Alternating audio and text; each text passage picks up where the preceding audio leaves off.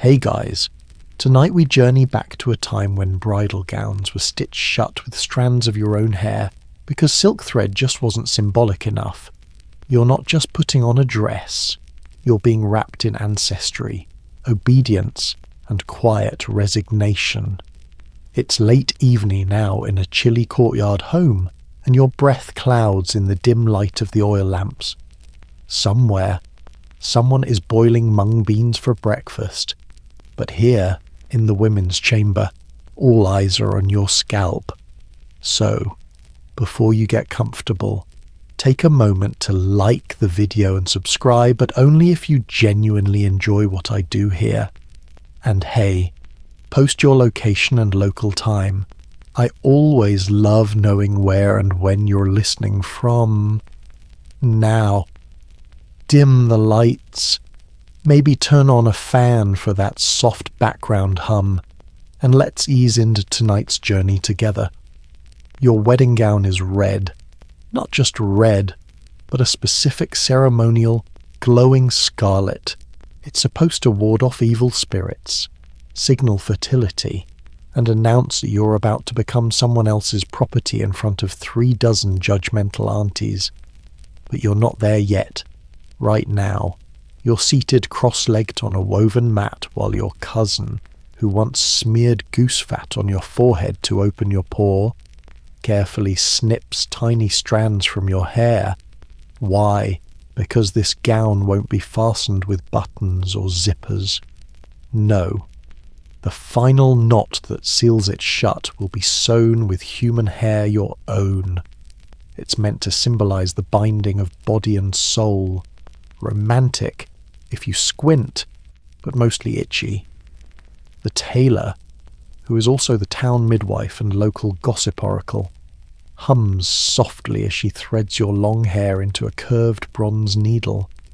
You wonder if that needle has ever stitched up more than garments. Probably. You try not to think about it. Outside, the stone floors echo with footsteps. There's still so much to do. Your fingers tremble a little as you cradle the heavy embroidered fabric. Gold thread snakes across the fabric like rivers on a map dragons, phoenixes, clouds, peaches, each one stitched by hand, of course, and each with a meaning you're expected to recite when prompted. You practiced yesterday the dragon represents male strength, the phoenix female virtue, the peaches fertility, and the clouds. You honestly forgot what the clouds mean. But no one listens to the clouds. Your back is starting to ache. You've been sitting for over an hour, and there's still half the seam left to close. The tailor mumbles about your hair being too slippery for proper knots. You consider suggesting hemp rope instead, but decide your sarcasm would get lost in translation and possibly earn you a slap. Historians still argue whether the use of hair was purely symbolic or partially economic, silk being expensive and women's hair, well, readily available. Some records claim noble families preferred silk knots dyed with saffron, while others say even emperors had their bridal garments sealed with a lock of the bride's own hair. Personally, you suspect it was just one more way to say this girl belongs here now. The room smells faintly of camphor and dusty linen. Nearby, your grandmother dozes upright, muttering through a dream. She once told you about her wedding night, how her own gown got stuck, and her new husband had to slice it open with a fish knife. You don't ask how the story ends. You just hope yours will involve fewer knives. A small girl appears with a cup of chrysanthemum tea. She offers it with both hands, as taught, and you accept it without looking directly at her so as taught. The tea is lukewarm, probably steeped an hour ago. You sip anyway, grateful for the distraction. The flavour is dry and earthy, like the dust that settles on your windowsill every spring. The tailor finally finishes. She pats your shoulder and says something about being properly bound now. You nod politely, though the phrase makes your stomach turn. You stand and immediately realize your knees have gone numb. The heavy silk pulls across your shoulders like armor, and the weight of the train behind you feels like a small child clinging to your back. You shuffle to the mirror. It's bronze, polished to a dim sheen, and not especially helpful. Your reflection is blurred and vaguely unamused, but there's a strange beauty to it all. The glowing red, the way your hair is twisted into loops and secured with pins shaped like peonies, the hair-knotted seam glinting faintly at your side. You're no longer just you. You're a vessel now for lineage, propriety, and the collective hopes of ancestors you've never met. And maybe a little ghost or two, if you believe the whispers from the northern village. Your little cousin asks if you feel beautiful. You tell her no, but maybe that's not the point. You're not meant to shine. You're meant to endure. As the final bell chimes somewhere down the lane, and the household begins to dim its lanterns, you catch one final glimpse of your shadow on the paper door. It doesn't look like you anymore.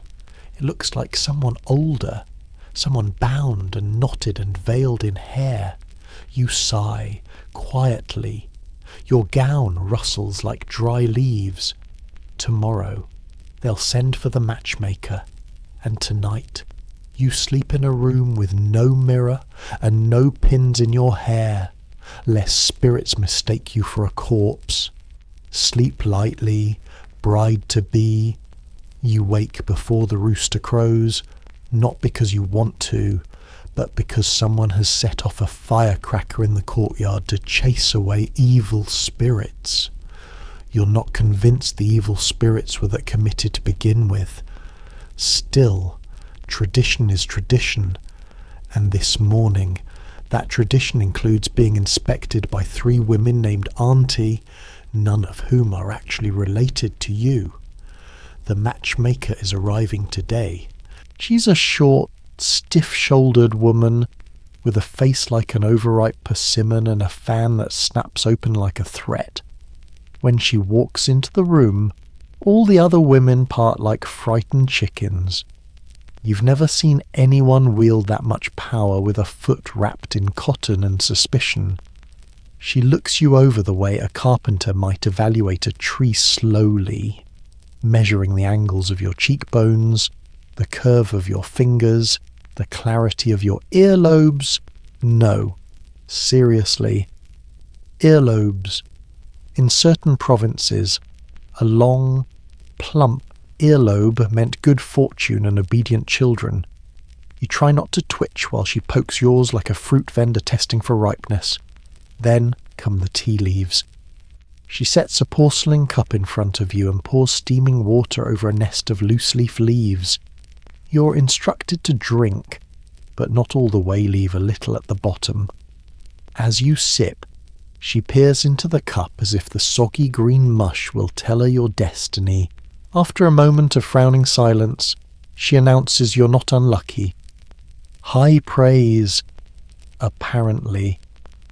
You learn later that she also accepted 2 bolts of silk and a string of freshwater pearls from your father. Historians still argue whether matchmakers truly believed in fate, or if they were just masters of quiet negotiation. But here's a not-so-secret truth: the richest families always had the most auspicious matches. Funny how the stars only aligned for people who could afford to buy more stars. As the sun climbs higher, the household is buzzing. Distant cousins arrive with red baskets of symbolic gifts, duck eggs for fertility, rice cakes for harmony, and one enormous carrot carved into a dragon's tail. You're not sure why the carrot is involved. No one is.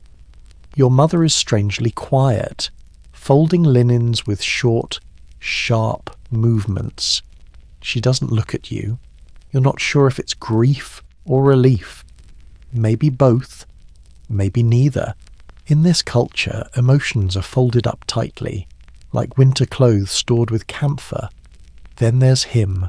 Your future husband does not appear in person today. Instead, a scroll is unrolled before you, bearing his name, birth date, and 8 characters, those cryptic symbols derived from the time and day he first wailed into the world. These characters are compared to yours by a temple scribe whose only job is to judge whether your cosmic alignment will cause household disasters or produce many sons. Apparently, you pass. That's more than can be said for your cousin, who once got matched with a boy whose element was strong fire, while hers was dry wood. The family still blames that combination for the year the roof collapsed. Not the termites, the zodiac. Later that day, as the air thickens with incense and anticipation, your bedroom becomes a stage for whispered judgment. One aunt says your shoulders are too square. Another claims your ears are a lucky shape after all. Someone tugs at your sleeve and says your left pinky is blessed. You nod at them all, grateful your mouth has been excused from participating, because today you are a canvas. And the matchmaker, she's the painter, the appraiser, and the auctioneer. You are measured, not by your words, but by your silence. Outside, the wind picks up. Red banners flap above the gates, each with calligraphy that reads things like joyous union and everlasting harmony. A neighbourhood dog lifts its leg on one. You take that as a sign of divine honesty. There's a scroll rolled tightly and placed by your bed. It's your betrothal agreement, written in poetic language that makes it sound like a moonlit romance. In reality, it reads like a contract for livestock. You're listed second, under his name, his lineage, his family temple. Your name is written smaller, tucked neatly beside a line that reads to be received with gratitude. You lie back on the mat, arms at your sides. Somewhere outside, a child is practicing flute. The notes wobble through the air like a drunk mosquito. You wonder what he's playing. Probably something celebratory, meant to sound like happiness. You try to imagine the face of the man you're going to marry. All you know is his surname, the town he's from, and that his family has 1 ox, 2 boys, and a silkworm shed. Your aunt once said silkworms are a good omen because they spin their homes in silence. You think they just represent work. And then just before sleep catches the edge of your thoughts, you remember the carrot. You never did ask what it was for. The morning fog clings low to the ground, making the courtyard feel like it's floating in steam. Somewhere, someone is burning joss sticks, and the scent snakes through the air like soft smoke fingers reaching for your nose. You rise slowly, limbs stiff, unsure if it's from the cold or the weight of expectation coiled around your ribs. Today is about feet. Not yours? Of course, not really. You've long since learned how to walk in silence, knees bent slightly, arms tucked in, back just straight enough to avoid correction. But that doesn't mean your feet are forgotten. Oh no. Today, your bridal shoes arrive. They're absurd. Embroidered with silk threads, beaded with glass so tiny they could be mistaken for tears, and shaped with an arch so unnatural it makes your toes ache just looking at them. The soles are made of layered cloth stacked so high they resemble miniature platforms, and your mother says they must be kept clean, even if it means walking on planks all day. You slide your feet into them, carefully. There's a sharp pinch near your smallest toe. A blister is already forming and you haven't even stood up yet. Foot binding, you remind yourself, was already part of your family's tradition. Your grandmother's feet were wrapped in tight bandages from the time she was 5. crushed into the infamous 3-inch golden lotuses that once passed for beauty. She used to show you the scars when you were little. You thought they looked like old dumplings. Historians still argue about how widespread foot binding truly was, whether it was practiced by all classes or mostly by the wealthy. But here, in this house, it was done as a matter of course. Your feet, while not as extreme as your grandmother's, had been shaped too. The bandages came off years ago, but the pain has never really left. You take your first few steps in the new bridal shoes. It feels like walking on inverted soup spoons. You shuffle across the room, trying to glide. No sound, no stomp, just quiet suffering with an elegant finish. Your aunt claps her hands in approval. Good, she says. You don't walk like a farmer's wife. You don't reply, but in your head, you think a farmer's wife probably walks faster than I do and gets to sit down more. At midday, a visitor arrives, a seamstress from a neighbouring village, bringing gifts. She's a thin, laughing woman who smells like turmeric and fresh starch. She presents you with a handkerchief embroidered with twin fuchsia symbol of marital harmony. You thank her with a bow, but she's already kneeling to examine your feet. She mutters something about bunions. You pretend you didn't hear. As the afternoon drags on, you are led into the family hall. The matriarch sits on a wide stool, sipping sweetened hawthorn tea. She motions for you to sit across from her, and you do, carefully folding your legs to hide your discomfort. She talks at you, not with you. Stories about her own wedding, about how she balanced a jug of wine on her head while bowing, about how her wedding shoes were blessed by a monk who predicted she'd live to 80. She's now 83. The monk, she says, died young. You nod dutifully as she rambles on about foot etiquette. A lady's heel must never touch the earth, she declares. It invites poverty. You wonder how your cousin with flat feet is doing these days. Later, back in your room, you soak your aching toes in a wooden basin filled with rose water and mint leaves. The maid tells you this is to soften the skin for further shaping. You bite your lip. You were hoping this was the after part, the relaxing bit. But another's always more shaping. She gently wraps strips of gauze around your feet, not tightly, just enough to remind the bones. You lie back, resigned. In the corner of the room sits a box of old bridal shoes, some over 100 years old. One pair is impossibly small, barely the length of your palm. You hold it gingerly, as though it might crack open and spill secrets. The embroidery is faded, but you can still make out a pair of mandarin ducks swimming beside a lotus blossom.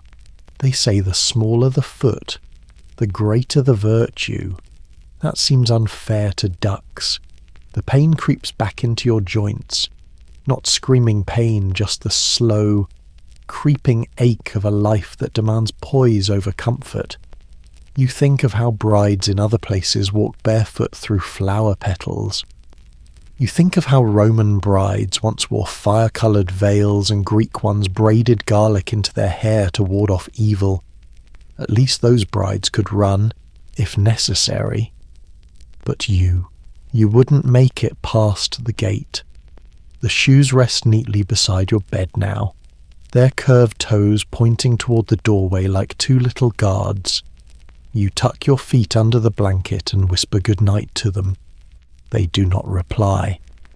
A cart creaks its way into the courtyard just before dawn, its wooden wheels protesting every turn like an old man rising from bed. You're already awake. Sleep has become unreliable, fragile as rice paper in rain. The servants rush to the gate, heads bowed, hands ready. The dowry has arrived. You peer through the carved lattice window, eyes catching flashes of red silk, lacquered wood, and bundles wrapped in oilcloth. Your dowry, your price, your declaration of status has been delivered in 15 separate crates. That's about average for a middle-class family, enough to avoid embarrassment. Not enough to inspire envy. Still, it's quite the spectacle. One of the crates contains a bronze mirror, polished to a smoky gleam. Another holds pairs of carved ivory hair combs, inlaid with blue kingfisher feathers so vibrant they look unreal. A third contains bedding stitched with cloud and bat motifs, because bats, oddly enough, symbolize good fortune in Chinese culture. You try not to laugh at the idea of a lucky bat. Then there's the pig. Not a real one, thank heaven, but a lifelike model made from dried lotus paste and sculpted to uncanny accuracy. It's lying on its side in a red tray, snout slightly tilted, eyes closed in eternal slumber, a nod to prosperity, fertility, and dinner. Your cousin snorts. It looks better than the last one. Remember Aunt Ming's her pig melted before the groom even saw it. You do remember.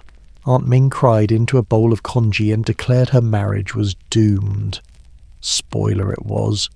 Her husband ran off with a travelling opera singer, and the family still blames the pig. As your mother begins to unwrap each dowry item, one by one, you're expected to recite what each gift symbolizes. The mirror reflects truth. The comb brings harmony. The red cloth signals joy. The pig, well, no one wants to say it out loud, but you both know what it means. You're being prepared for motherhood whether you're ready or not.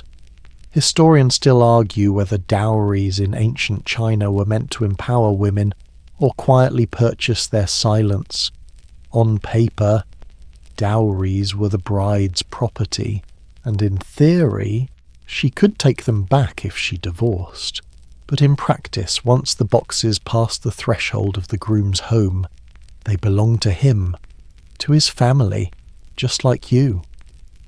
You watch as two servants carry in a lacquered chest filled with textiles, silk bolts, the colour of plum blossoms and deep ocean ink. Your aunt gasps at the sight of one bolt woven with real gold thread. You had no idea your father had gone that far. And then, the box of fans. 10 in total. One for each of your fingers. Apparently, some are painted with birds, some with mountains, and one depicts 2 rabbits pounding herbs under a full moon. You always liked that one. It said they're making elixirs for immortality. You wonder if you'll need that after your first month in your new home. The item that draws the most awe, though, is a pair of jade bangles. Cool, milky green with flecks of darker moss. They clink softly when held together. You slip them onto your wrists. They don't quite fit. They were probably your mother's. The weight surprises you. So does the quiet comfort. The final crate is the most curious. It contains objects from your childhood, a faded rag doll, a brush with your name carved into the handle, a pouch of dried chrysanthemum petals sewn by your grandmother. Your mother places it all before you without a word, her eyes unreadable. It's tradition to include personal effects in the dowry to remind the bride where she came from. You wonder, quietly, if it's also to remind her she doesn't belong there anymore. By midday, the courtyard looks like a museum exhibit. Women flit between the items, whispering, pointing, marvelling, and occasionally judging. You hear one mutter that your goose feather comforter is too thin. Another complains that the rice wine included in the crate tastes too sour. You resist the urge to roll your eyes. You're the one being married off, and they're worried about the wine. You take a moment to yourself, stepping behind one of the larger crates. The noise fades slightly. You press your hand to the warm wood, breathe in the scent of camphor and fabric dye. You try to imagine your new life in a new house, with new walls and new rules. You wonder if your jade bangles will be welcome there or if they'll just clink too loudly when you try to speak. A maid finds you and hands you a small envelope, red paper, folded tightly, sealed with wax. You open it slowly, fingers trembling slightly. Inside is a note from your future husband. It reads, "May this gift bring you peace. I hope you'll be happy here." No signature. Just those 2 sentences, written in careful brush strokes. You read it twice, then a third time. It's not poetry. It's not a vow, but it's something. Something resembling kindness. Maybe. A breeze lifts the edge of your sleeve. The red fabric shivers like flame. Somewhere behind you. Someone knocks over the pig tray. You don't even turn around. You sit still as the wooden comb is drawn slowly through your hair, pulling with just enough resistance to remind you this is not about comfort. It's not meant to be. It's meant to cleanse, to purify, to prepare you for the ritual that begins not with a kiss, but with the quiet slicing of scissors near your scalp. It's hair-cutting day. They don't take much, just a few long strands from the back of your head, enough to thread a needle, enough to bind a sleeve closed, enough to be woven literally into the seams of your wedding dress. The combing comes first, though. 4 passes. The first combing blesses you with a long marriage. The second brings you children and grandchildren. The third grants you wealth and peace. The fourth sends you into old age with white hair and a quiet smile. That's the idea, anyway. In reality, you sit hunched on a low stool while your aunt chants softly and mutters about how your ends are dry. She dips the comb in rice water, an old trick passed down for shine, and starts again. Your hair, thick and dark, curls slightly from the morning mist, but she tugs it into submission. You're not to flinch, not to speak. You're not a girl right now. You're becoming something ceremonial. Outside. The other women gather. No men are allowed during this stage. This is sacred. Female. Tangled with generations of whispered knowledge. You overhear someone telling the story of a bride whose hair was so silky. The thread slipped, and the dress came undone during the ceremony. Bad omen, someone says. Terrible luck. Husband died before the year ended. You suddenly feel the urge to chew on something. Your cousin brings you sweet dried persimmon slices, soft and sticky. You eat 2 in quick succession while the scissors are cleaned with alcohol and ash. The blade catches the morning light as it hovers near your nape. It feels heavier than it looks. The cut is quick, gentle, even, but it sends a shiver down your spine all the same.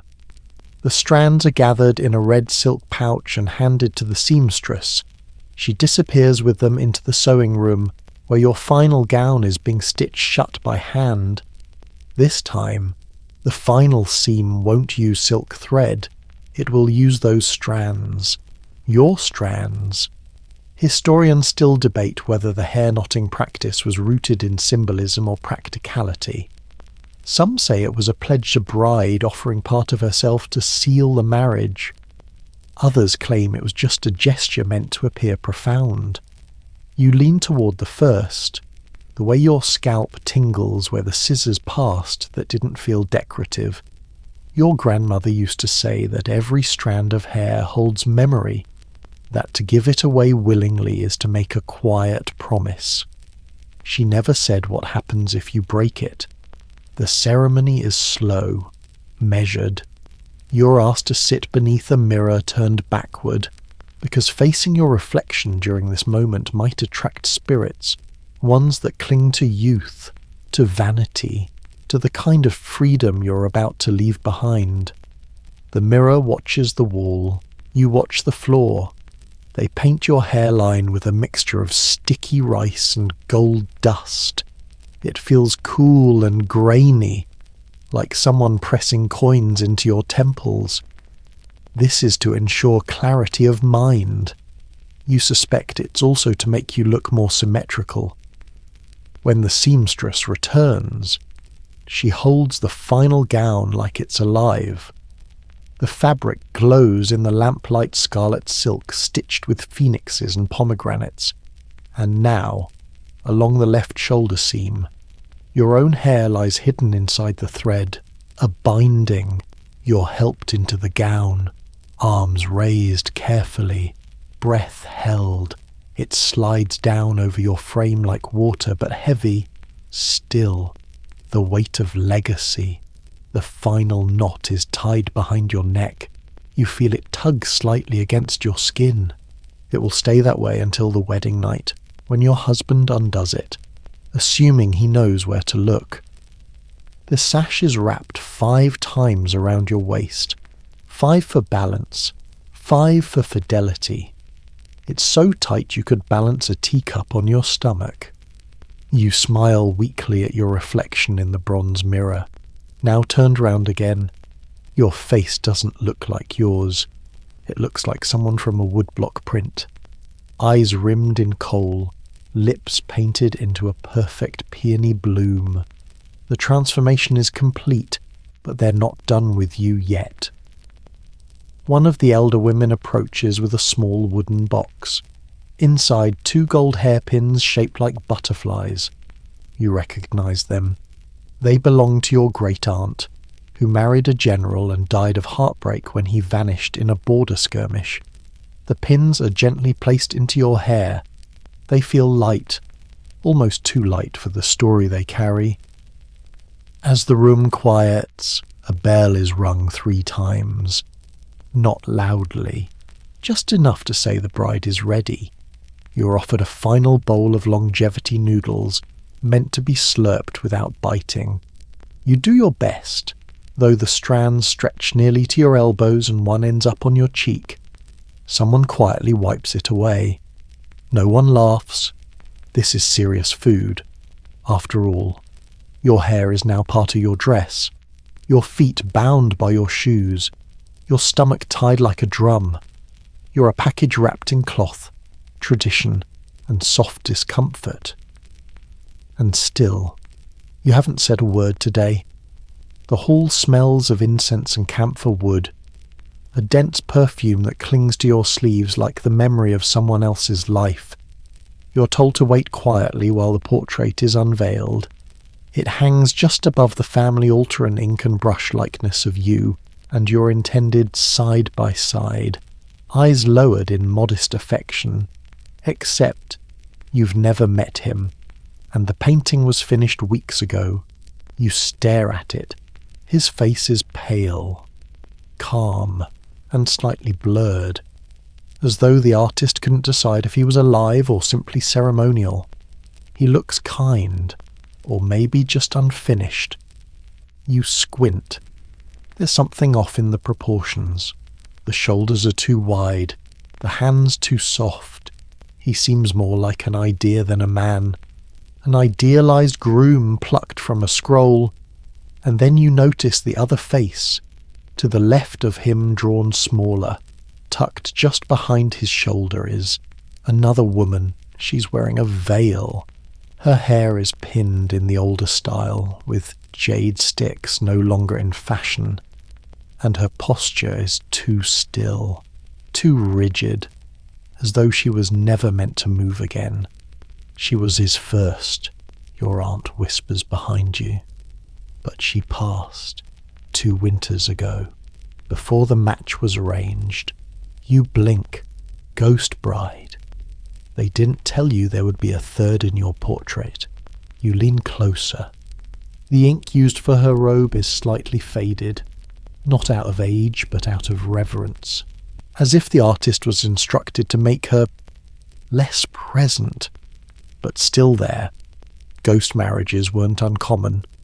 Historians document hundreds of cases, some practical, others deeply unsettling. Sometimes two deceased people were married to balance ancestral lines. Sometimes a living person was wed to the dead to honour a broken engagement. And sometimes, well, the family just didn't want to return the dowry. But this is different. You're alive, and she was promised to him first. They kept her in the portrait. You wonder what that means. Your aunt senses your silence. Don't be dramatic, she says with a forced chuckle. It's just for formality. She was from a good family. They couldn't just erase her, but she is here, in paint, in posture, in spirit. You ask, gently, if the veil is customary. No, someone says, but it's polite. She shouldn't see what comes after. You suddenly feel the knot of your gown again, the one tied with your own hair. It's beginning to itch. Or maybe that's just nerves.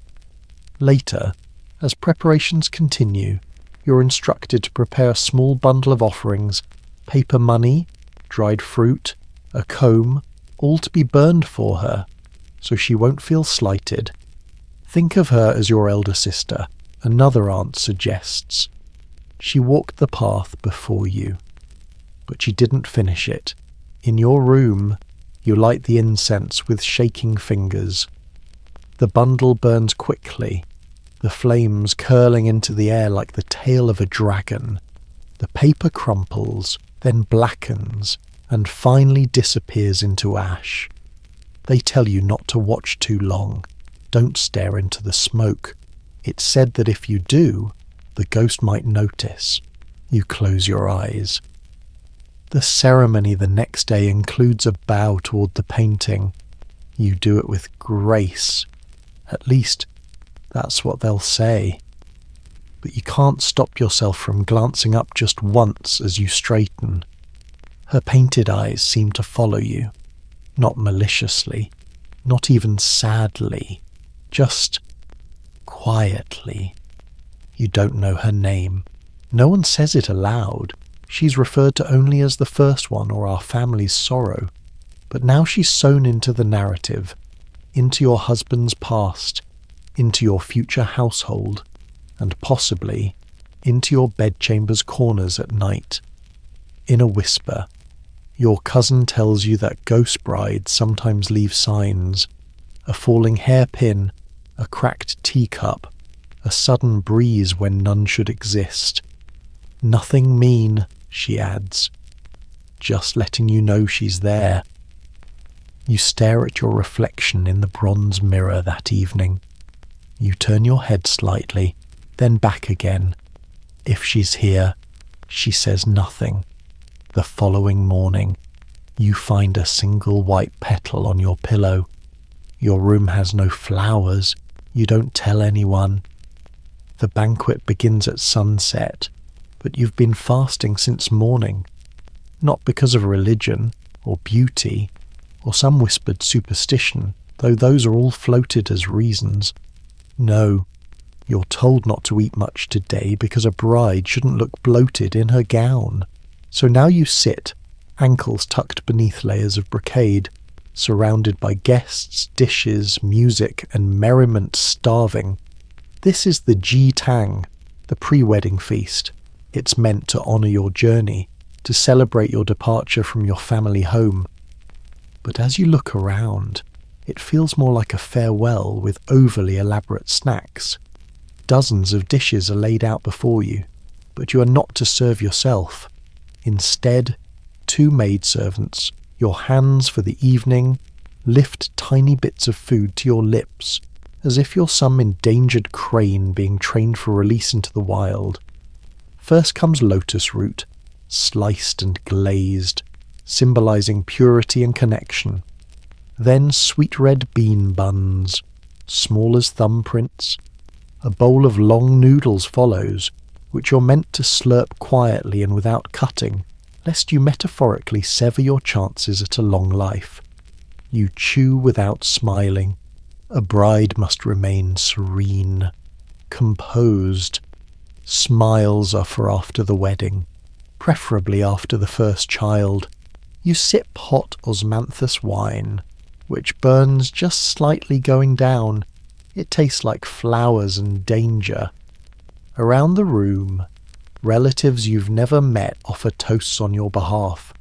One uncle, already pink-faced from too much millet wine, slurs that your husband is lucky to have you, especially with such a compliant spirit. You nearly choke on your pickle. Your father doesn't look at you. He keeps folding and unfolding his napkin, eyes fixed on the duck carved into a phoenix. You wonder if he feels relief or guilt or nothing at all. Meanwhile, your mother watches you like she's committing your face to memory. She doesn't eat either. The hall is loud, clinking porcelain, flute music, polite laughter, but at your table, it feels like a performance. You're the lead, seated at the centre, adorned in hairpins heavy enough to tilt your head, forced to pretend you enjoy every bite. A small girl approaches with a tray of jellied hawthorn slices. She hesitates when you don't react, unsure whether to place it before you or wait for a signal. You nod once, and she scurries away like a sparrow. You recognise her from the kitchen courtyard barefoot, always running, always smiling. She looks terrified now. You take a bite of the hawthorn. It sticks to your teeth like guilt. A matchmaker slides into the seat beside you, her breath laced with star anise and gossip. She leans close and says, "The bride across the river cried through her banquet, ruined her makeup. Poor girl." You blink slowly, expression flat. You're not sure what reaction she's hoping for. She nods anyway, satisfied. Historically, pre-wedding banquets were elaborate affairs, with regional dishes representing everything from harmony to heirlooms. One province even served jellyfish to symbolize flexibility in marriage. You're grateful your family stopped short of that, though you did see something jiggling on a platter that looked suspiciously amphibious. Someone presents a plate of steamed dumplings shaped like miniature chickens. You think they're supposed to represent prosperity, but they mostly remind you of childhood and simpler days when food didn't come with life lessons. Then, a quiet moment. As the music changes soft, almost mournfully, you glance up and notice a woman near the door. She's older, in grey robes, hands clasped tight. Not part of the wedding party. She stares at you, unmoving. You glance back a few moments later. She's gone. You tell yourself it was nothing, just a villager, or a late relative, or don't think about the portrait. You excuse yourself to the corridor outside, claiming a headache. The night air is cool, laced with wood smoke and something faintly floral. You lean against the carved lintel, letting your chest expand for the first time in hours. Inside, the party continues. Laughter, more toasts, the clatter of chopsticks. No one notices you're gone. Or maybe they do and choose to pretend otherwise. You look up at the sky. A few stars peek through the haze. You try to imagine your new home, your new family, your new bed. You wonder if they'll let you sleep with your feet uncovered. You hope so. It's a small wish, but it feels enormous. Your cousin appears beside you with a candied chestnut in her palm. She places it silently in your hand. No smile, just solidarity. She once said that eating something sweet before the wedding helps mask whatever comes after. You eat it. It helps. For now. They open the door with a rustle of silk and a creak that sounds far too theatrical. The wedding night chamber is lit by a dozen red candles. each placed precisely in odd-numbered clusters because odd numbers, according to tradition, bring happiness, even numbers bad luck. Too symmetrical, too final. You enter first, flanked by two maids holding incense and a tray of symbolic fruit. Behind you, footsteps echo. Not your husband's, not yet. First come the in-laws. Yes, the in-laws. You're led to the edge of the bed and instructed to sit without letting your gown wrinkle. That's nearly impossible, given that you're still wearing 12 layers and at least one sleeve has a brass phoenix stitched into it. You sit anyway, quietly, spine ramrod straight, hands folded in your lap. They stare, not cruelly, just analytically, like you're an investment being unwrapped. One aunt walks slowly around the bed, inspecting the linens. Another adjusts a curtain, then tugs on the edge of the red silk canopy, testing its quality, perhaps, or just asserting ownership of the space. You do not speak. You do not blink too much. You do not move unless told. This is the Xian Jian moment, the examination. An old tradition, mostly faded now, but still stubborn in places like your village. The family must confirm that everything has been prepared properly, that the room is pure, the bed undisturbed, the symbols correctly aligned, and that you are still untouched. Historians still debate whether this ritual was more about morality or control. Some argue it gave the bride status proof she arrived with virtue. Others say it reduced her to evidence, no more than a clean sheet and a red-stained cloth. You sit here, skin crawling under the layers of brocade, and feel the truth lies somewhere in between. You hear someone whisper, "Did they hang the pomegranate charm?" Yes, it dangles above the headboard, tiny wooden fruit painted red and gold, meant to ensure children, many children. Sons, preferably.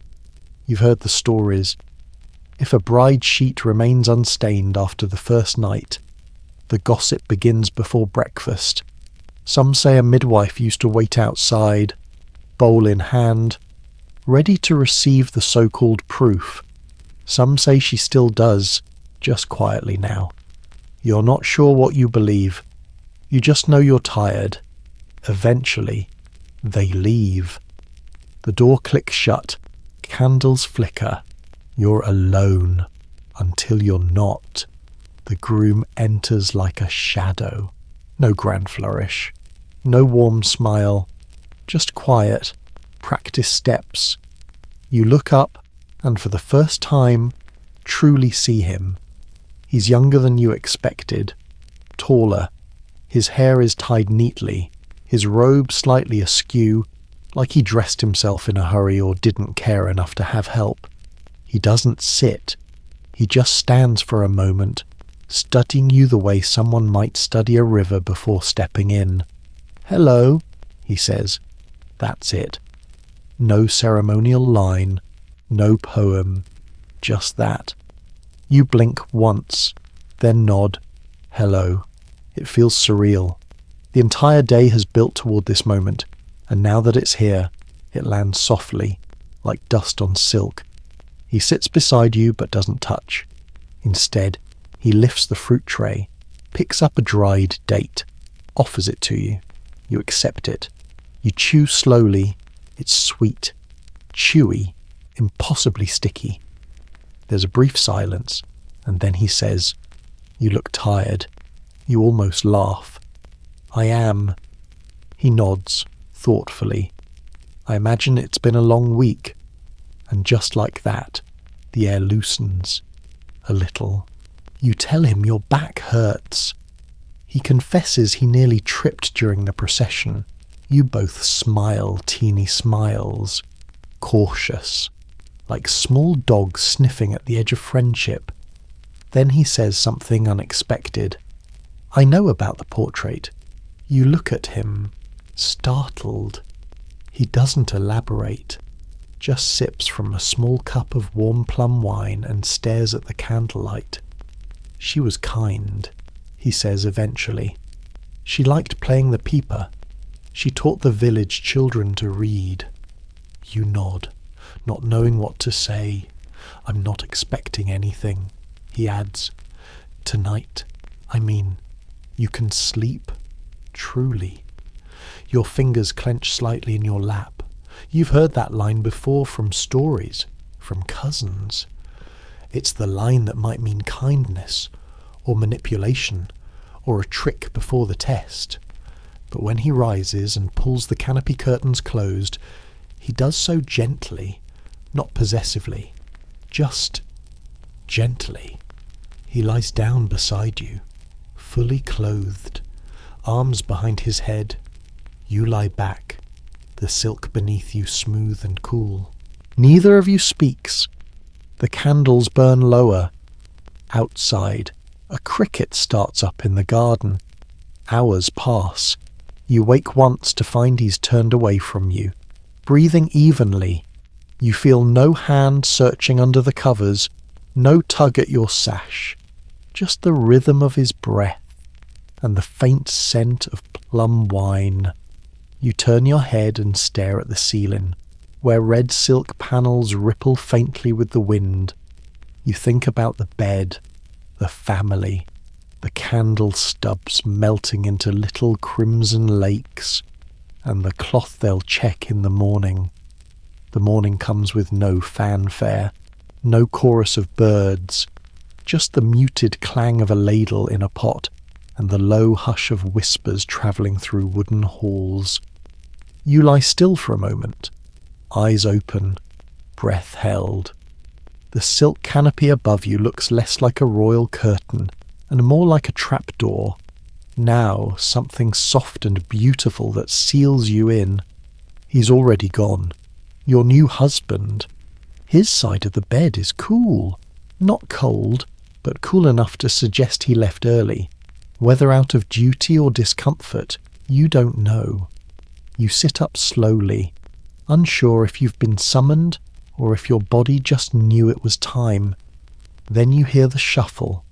2 women outside the door, their footsteps light, hesitant, like they've done this before and still find it awkward. You know what comes next. The inspection. You rise, straighten your gown still half fastened, your hair slightly mussed from sleep, and fold your hands. The sheet beneath you is unwrinkled, pristine, a delicate bloom of red silk, untouched. The women enter without knocking, one older, with tight lips and a bundle of folded cloth in her hands. The other younger, clearly new to this ritual. She stares at the floor. You stare at the candle stub still smoking near the altar. They approach the bed. The elder leans in, lifts the sheet at the corner, and frowns, almost theatrically. Silence. She presses the cloth flat with her palm, then checks beneath the pillow, then the corner again. The younger woman coughs nervously. You know what they are not finding. Eventually, the older one rises, sniffs like, and says, "Perhaps he was tired." You say nothing. They leave the room without another word. Historians still argue whether this practice was meant to protect the bride's reputation or trap her in shame. In some regions, the inspection was more symbolic than serious. In others, it could derail a marriage entirely. Some women bled and still were doubted.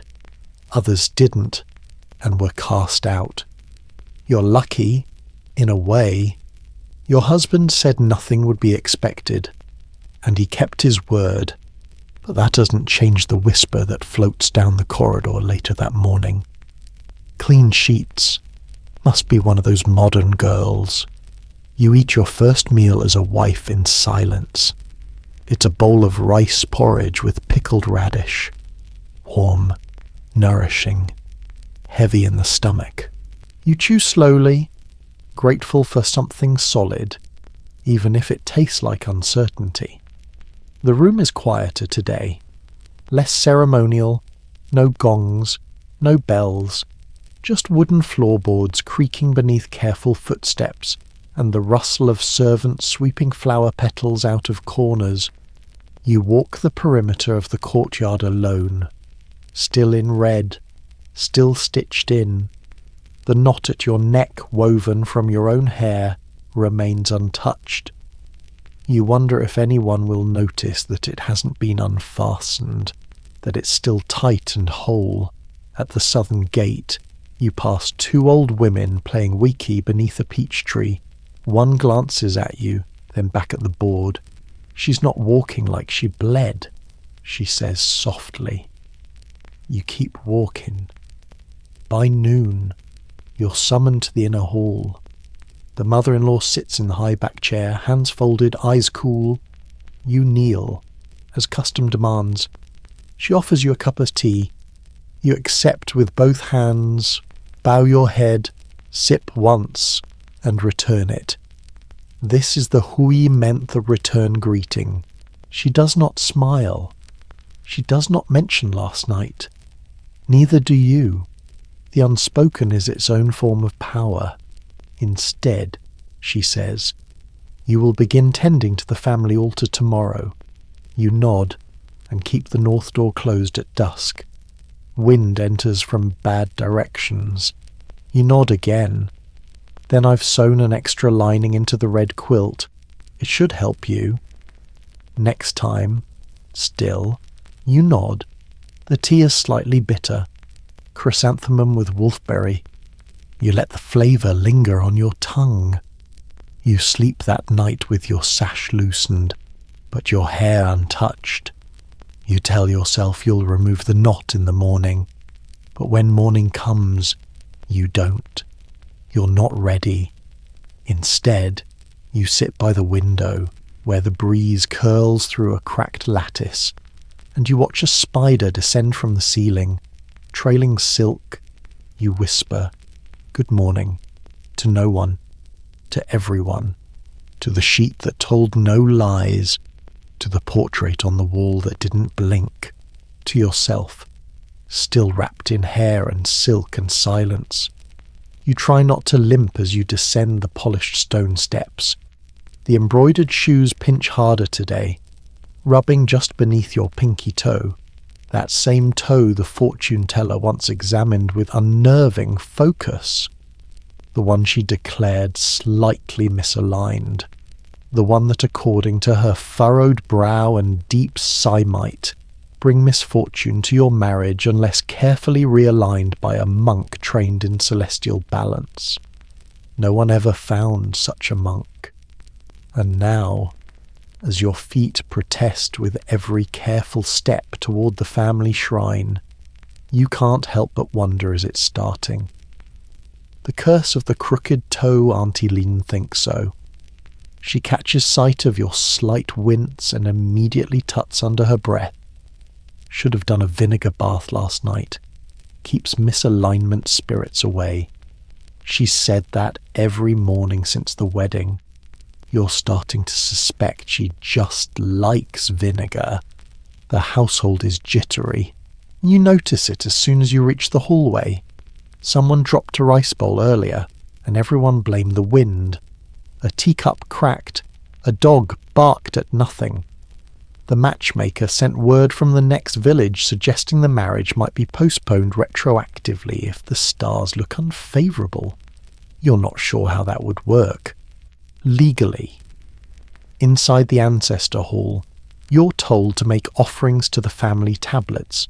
The names are painted in gold on dark wood, some of them half faded, others recently carved. You light a coil of incense and place it into the brass holder shaped like a lotus in bloom. Smoke curls up, thin and silvery, brushing against your nose like an unseen breath. You bore 3 times. The red candles flicker. You swear one blows sideways when no one is near. The mother-in-law glances toward the shrine with narrowed eyes. Then she turns to you. Are you sure you were born at the hour of the ox? You blink. Yes. That's what my birth scroll says. She frowns. Your husband was born at the hour of the snake. The pairing is debatable. Historians still argue whether Chinese zodiac pairings were ever seriously believed to predict marriage outcomes, or if they were simply convenient excuses. But in this house, the snake and the ox are now sharing a roof, and the elders are wringing their hands like it's a crime against the heavens. A rooster crows at the wrong hour. Someone gasps. Not a good omen. A servant mutters. You're ushered back inside, sat down and handed a chart, an almanac, filled with columns of tiny characters tracking lucky days, unlucky hours, inauspicious directions, and one warning in red: avoid cutting fingernails when Mercury leans westward. You make a mental note not to risk it. The family debates in hushed voices. Should the wedding be realigned through a small re-ceremony, a second bow, a cleansing ritual at the temple? The matchmaker is consulted again. You are not. You sit quietly, sipping bitter tea, while your toe continues to throb inside its embroidered prison. Eventually, they decide. A rescheduling is unnecessary unless your husband develops a nosebleed within 3 days. Apparently, that's the celestial test. You try not to laugh. They are deadly serious. You sleep that night in an uneasy calm, foot tucked beneath a pillow for warmth. You dream of toe hundreds of them marching across the room with banners reading, realign or else. One of them is shaped like a carp. When you wake, there's no nosebleed. Not yours, not his. The crisis is declared averted. For now. Still, someone leaves a plate of red beans and starfruit by your window for protection. You eat the beans. You leave the starfruit. It stares at you with too many points. You decide to visit the courtyard garden, hoping for peace. Instead, you find 2 maids arguing over whether placing the broom facing north will doom the next harvest. One is nearly in tears. You offer to turn it west, a compromise. They nod. Later, while folding your laundry in the sun, a small gecko skitters across your sash. You freeze. Auntie Lien appears at your elbow. That's a sign of fertility, she says. You stare at the creature.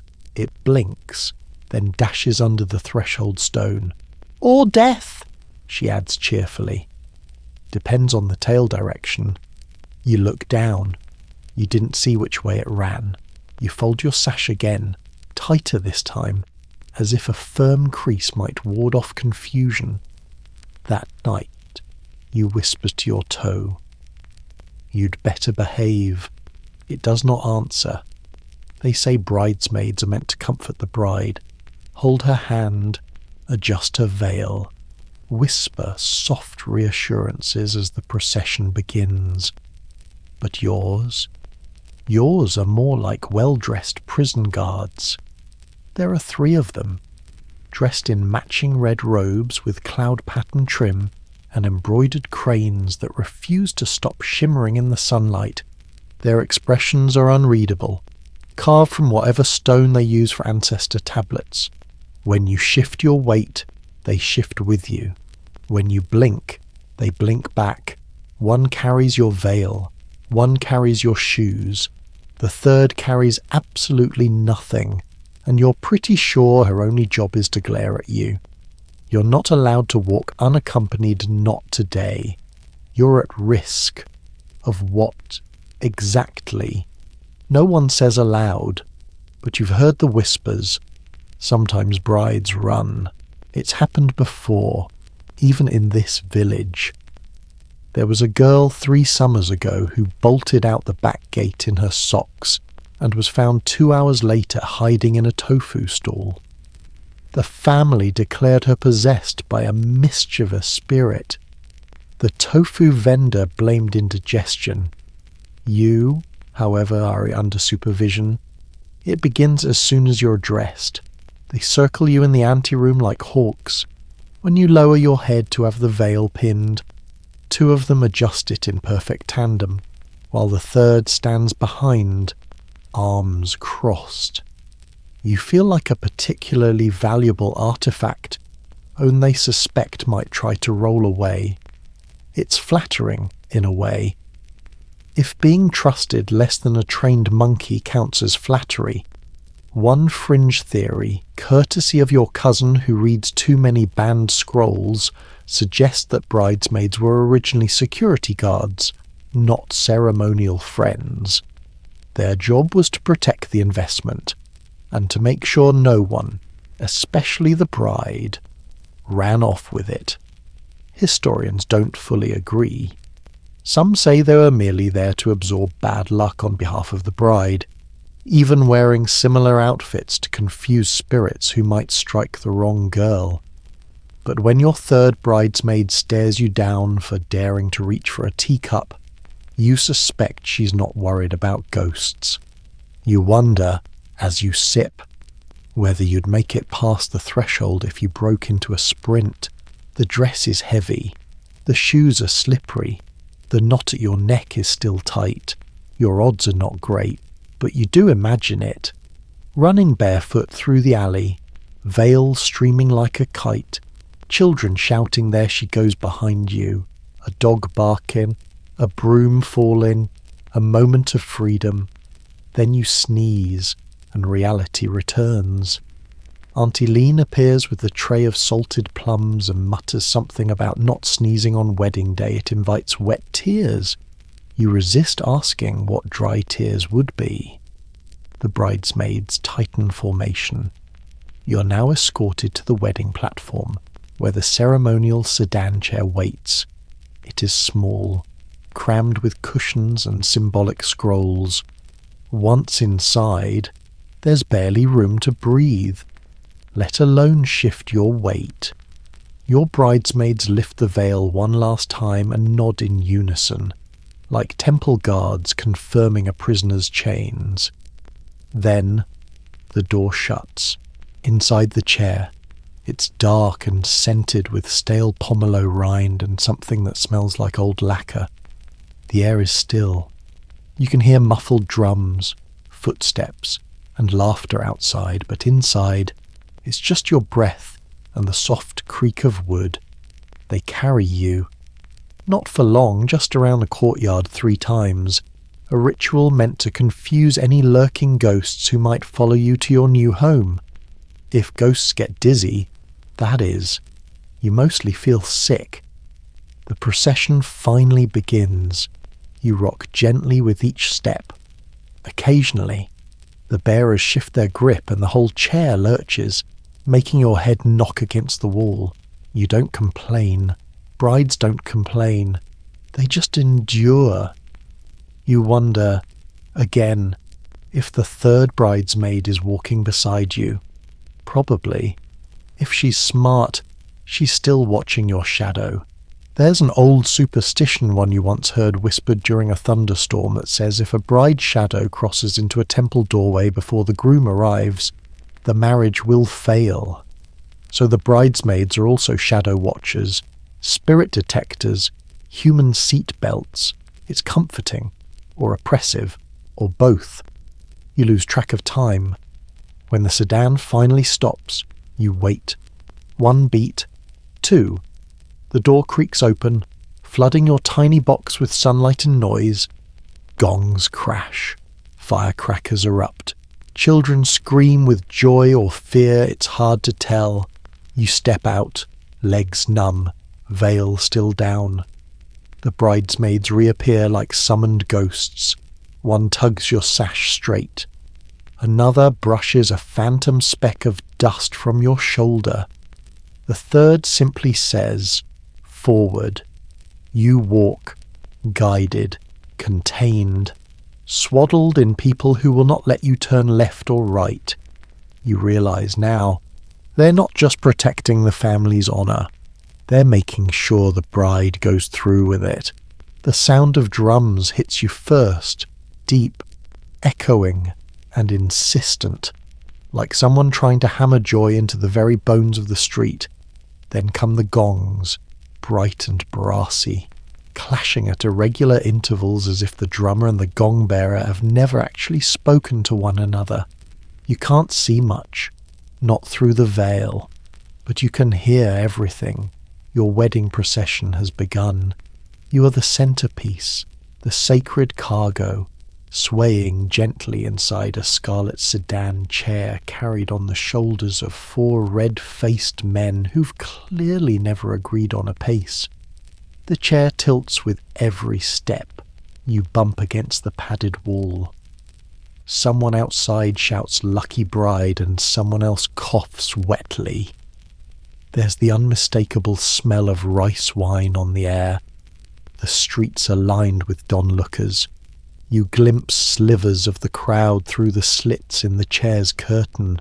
Old men chewing betel nut, children with sticky rice cakes, a chicken tied to a post and clucking as if it's personally offended by your union. Firecrackers crack beneath the sedan, supposedly to ward off spirits. One explodes so close you feel it in your teeth. Your teeth may never recover. The groomsmen are singing something about phoenixes and peaches and eternal harmony, but the harmonies are sloppy, and one of them is definitely drunk. You know this because you recognize the slur in his syllables. It's the same one your uncle uses when he tells stories about dragons in his soup. This is not how you pictured it, but then you never really pictured it at all. The chair rocks again. You brace yourself with one hand, the other still curled around the silk cloth in your lapin embroidered square, with the character "double happiness" stitched in gold. It's damp from your palm. Your fingers smell faintly of incense and salted plum. The smell outside shifts. Now it's roast duck, peanut oil, and, oh no, millet wine, fermented, strong. Your new uncle, your husband's oldest uncle, stumbles alongside the sedan and yells, "Let me see her. Let me see the lucky bride."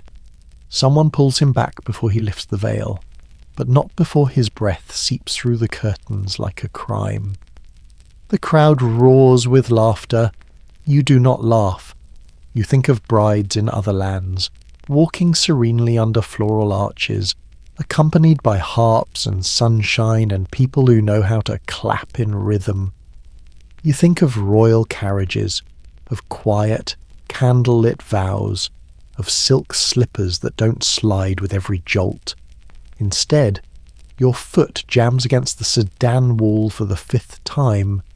You adjust again, like a teacup trying not to spill. Historians still debate how festive these processions really were. Some claim they were joyful parades.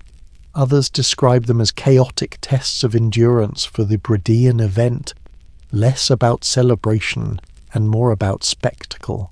You now side firmly with the second theory. Eventually, the gongs grow quieter. The drums taper into a final rumble. The chair slows. You've arrived. The front gate of the groom's household looms before you, framed by red lanterns and stone lions with faded gold paint on their teeth. The sedan is lowered. The door opens. You wait for someone to help you down. Instead, a voice commands step with your right foot first. You pause. Right foot, not left. You think for a second, then emerge with the correct limb, landing awkwardly on a slab of stone that's been dusted with millet and salter purification ritual, meant to cleanse evil before it follows you through the door. It's sticky. Someone places a red umbrella above your head, shielding you from bad fortune, errant ghosts, and the jealous glare of unmarried women. Your husband waits by the threshold, not beside it, not on the step, but just inside, as tradition demands. He reaches for your hand but stops just short. You place yours in his anyway. For one moment, one tiny, flickering moment, you feel still, and then you hear the gong again. Inside the house, the ceremony begins anew. You and he bow to heaven and earth, then to the ancestors, then to each other. Your knees ache. The sash digs into your ribs. A fly buzzes near your ear, and through it all, you hear the gurgling snore of the uncle who passed out behind a lantern. Later, over tea, he'll try to explain that he was merely deeply moved. You do not sit for the next hour.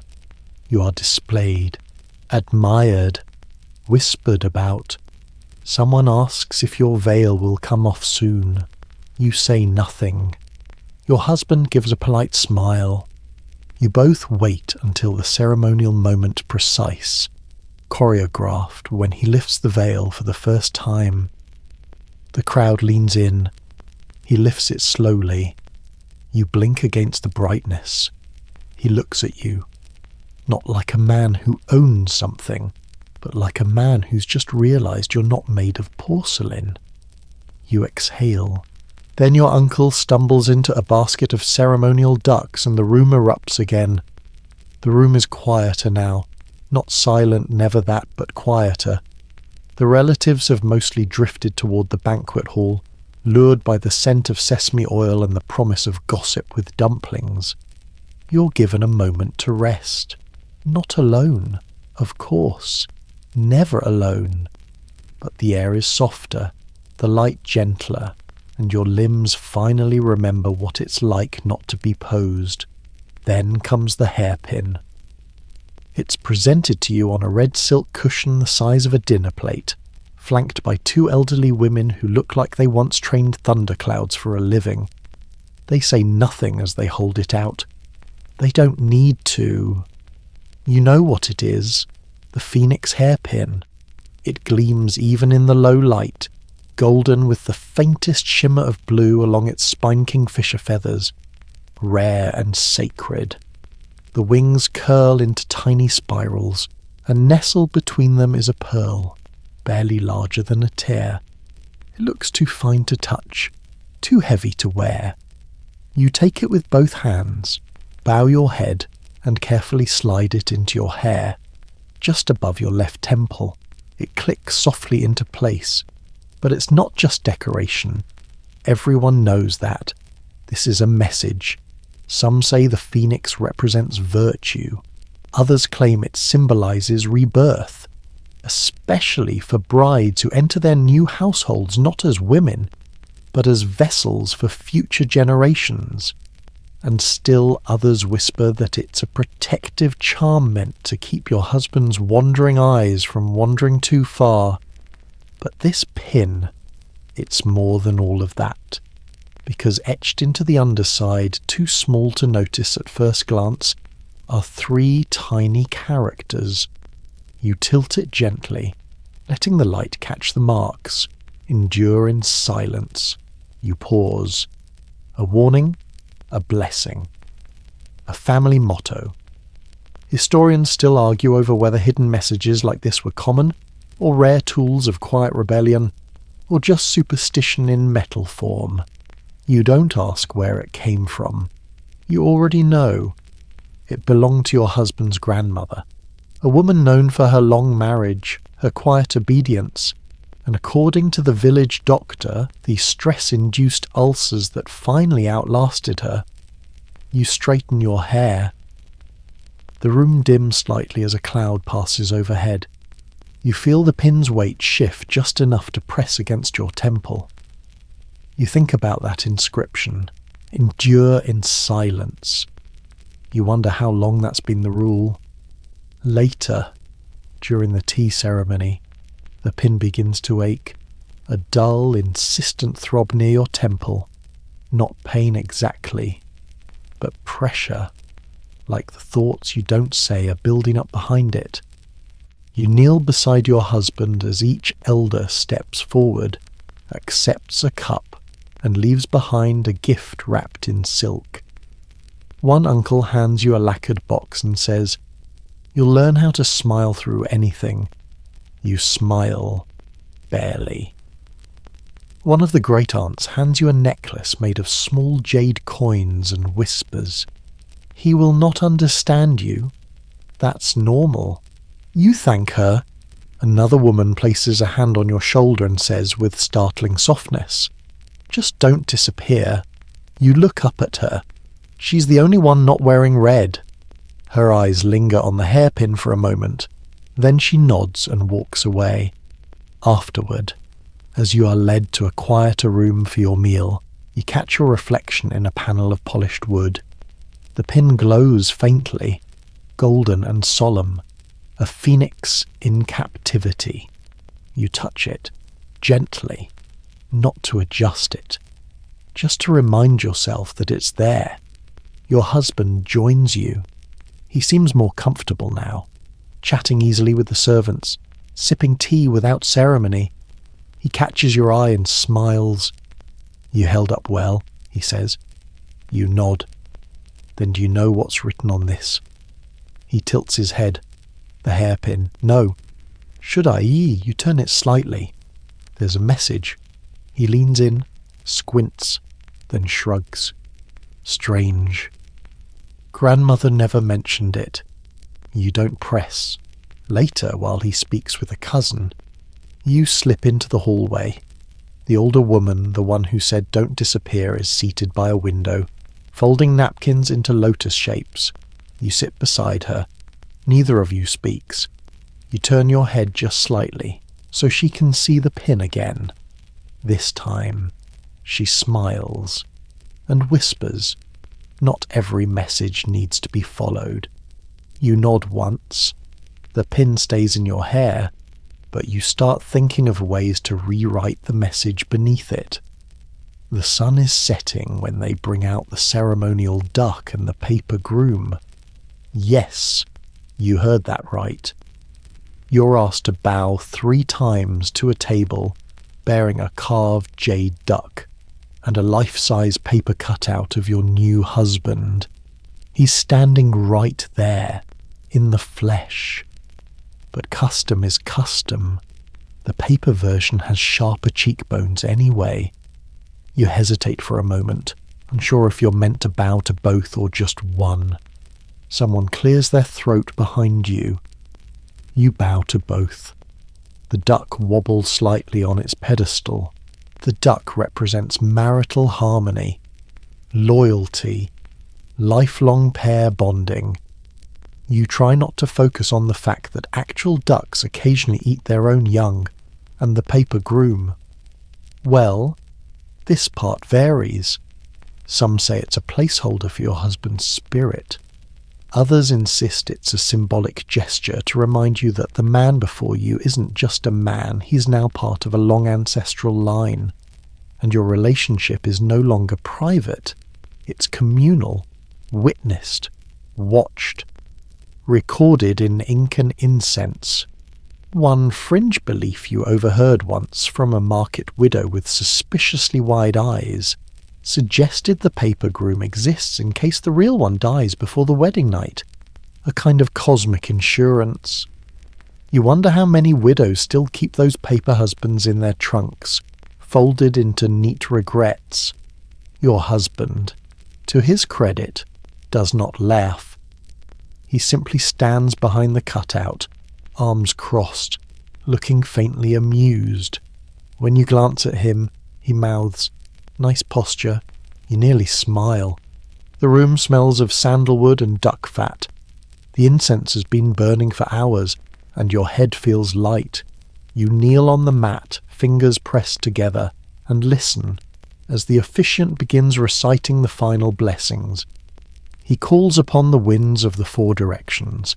He invokes the spirits of the groom's ancestors who, he assures you, are most pleased.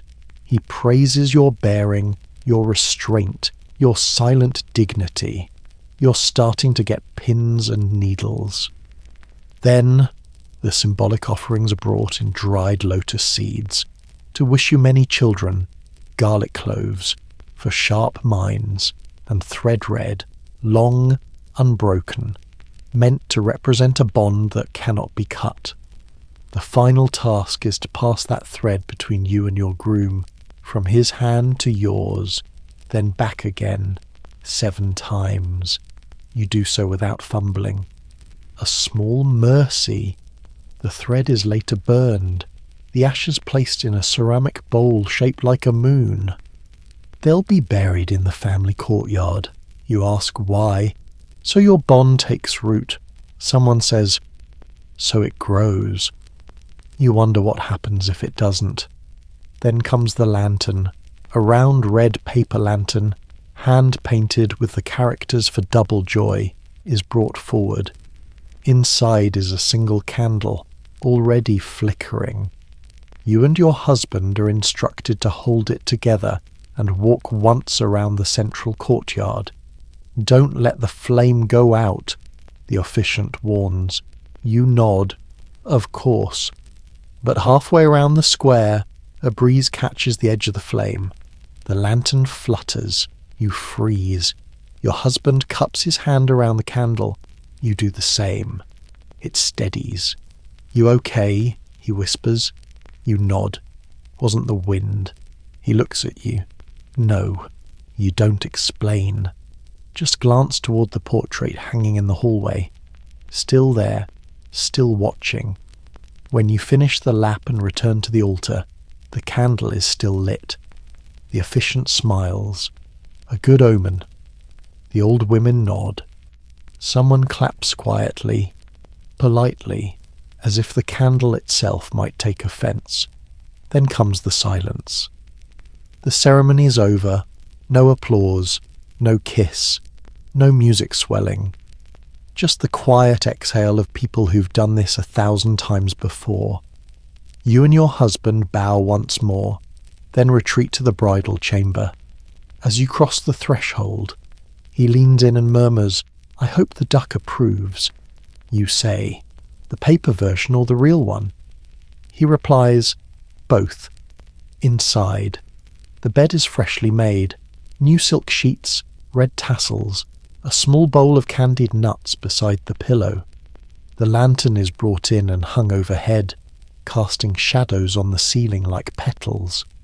The paper groom is leaned carefully against the wall, facing the bed. You both stare at it. Maybe we turn him around, he suggests. You nod. Please. He does so. You exhale. And for the first time all day, you laugh. The wedding gown is suffocating. Not emotionally though, yes. That too, but physically. Tangibly. It is 12 layers deep, each one stitched from silk dyed in increasingly rich shades of red, gold, and marigold. It has sleeves wide enough to serve tea on, hems weighted with bronze charms shaped like clouds, and a neckline so stiff you could use it to slice dried persimmons. And now, with the wedding rites concluded and the guests mostly collapsed somewhere between banquet tables and gossip benches, you're instructed to wear it again. Properly this time. See, for the ceremony, the gown was worn partially, for aesthetic balance, for movement. But now you wear the full version. All the layers, the ceremonial headdress, the veil, the sash, the extra sash, the backup veil, the inner wrap that ties under your ribs so tightly you're fairly certain your spleen is now wearing it too. You're expected to sit for one last formal presentation. Just for an hour, you lost 40 minutes. By minute 20, your left leg is asleep. By minute 35, your ears are ringing faintly, which is not great, considering the only sound in the room is the occasional clink of teacups. And by minute 40, your eyes are watering not with tears, but from the sheer force of staying upright under what is, essentially, a silk avalanche disguised as fashion. A small girl tries to offer you candied lotus seeds. You shake your head slowly, regal and restrained, even though what you really want is to lunge forward and inhale the entire tray like a carp in wedding drag. Finally, they say you may rest. You stand or attempt to. The gown resists. The sash pulls. The inner lining tries to assert its dominance. Your cousin rushes forward to help, muttering something about suctioned fabric and ancient revenge couture. You escape to the bridal chamber, where the bed looks exactly as you left it, ominously perfect. You sit. The bed creaks. The gown breathes. Barely. Your husband enters, still in his formal robes, one sleeve haphazardly folded back like he fought off a dumpling with it. He takes one look at you and says, "Do you want help getting out of that?" You raise an eyebrow. "Not like that," he adds quickly. "I meant logistically."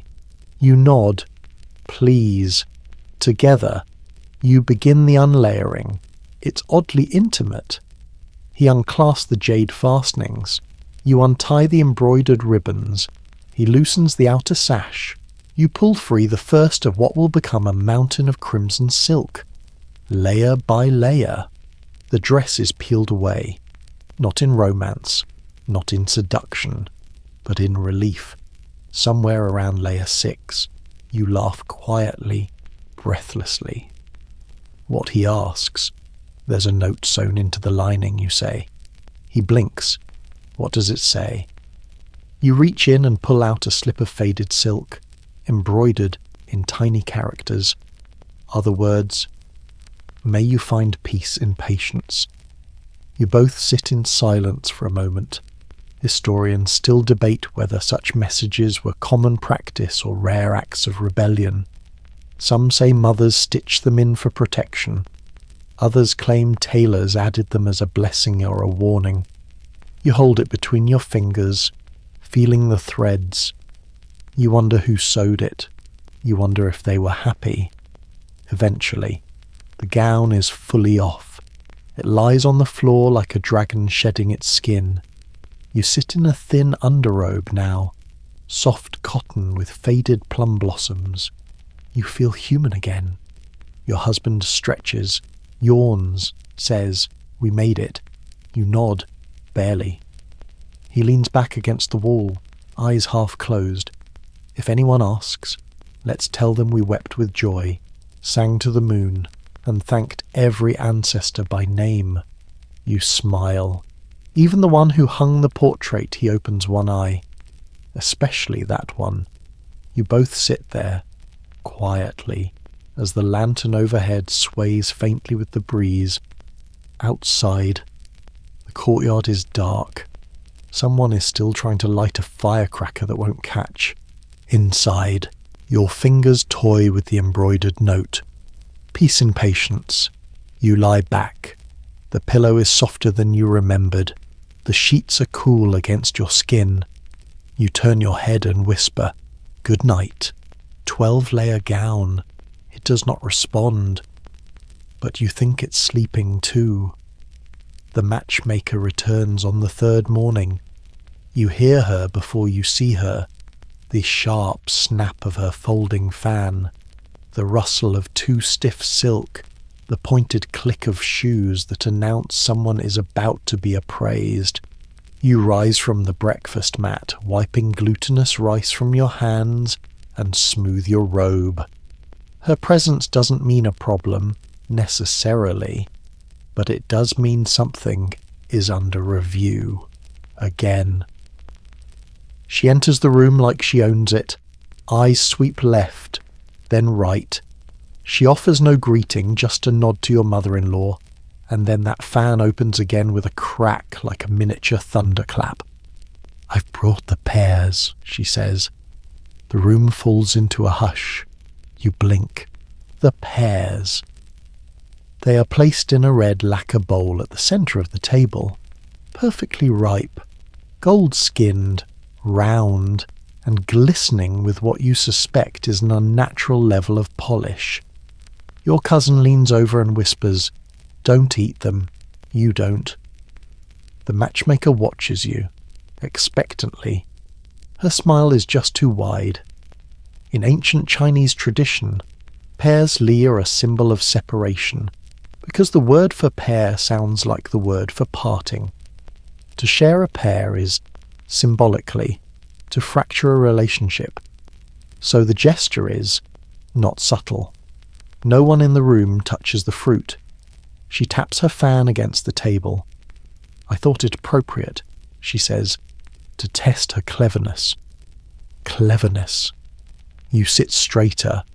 She's been praised for obedience. But how is his judgment? Your husband speaks up gently, but firmly. She's had enough tests. A few heads turn. It's the first time he's used that tone in front of his mother. The matchmaker raises an eyebrow. Even a well-bred horse must be seen running. You stare at the pairs. They glisten like accusations. Then, without a word, you stand, walk to the table, pick up the bowl, and set it, ever so delicately, on the floor next to the door. For the guests, you say softly. It would be rude to keep such beautiful fruit from those still outside. Silence. Then, unexpectedly, a chuckle. Your mother-in-law. She dabs the corner of her mouth with a silk cloth and says, "That was well played." The matchmaker bows her head, ever so slightly. Indeed. Historians still debate the role of matchmakers after the wedding.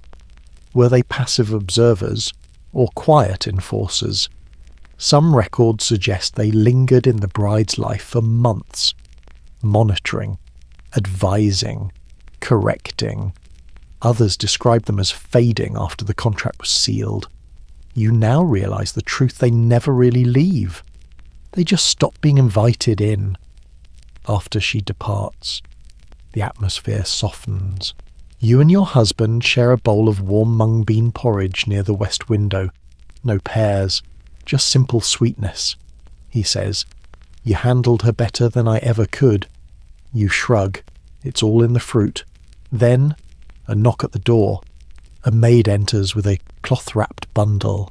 "From the tailor," she says. "The leftover materials from your wedding gown."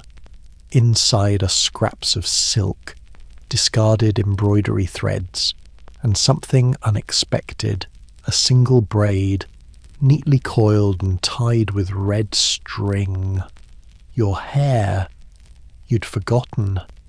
This is the part they didn't tell you. The haircut for your gown is returned to you afterward, not thrown away, not burned, because to discard it would be like discarding yourself. You hold the braid for a long time. It's soft, lighter than you expected. It smells faintly of camphor and starch. You're supposed to bury it in the family garden, or keep it beneath your bed, sewn into a small sachet.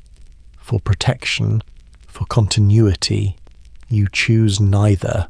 That evening, after dinner, you walk out to the edge of the garden alone, past the plum trees, to where the lanterns stop flickering.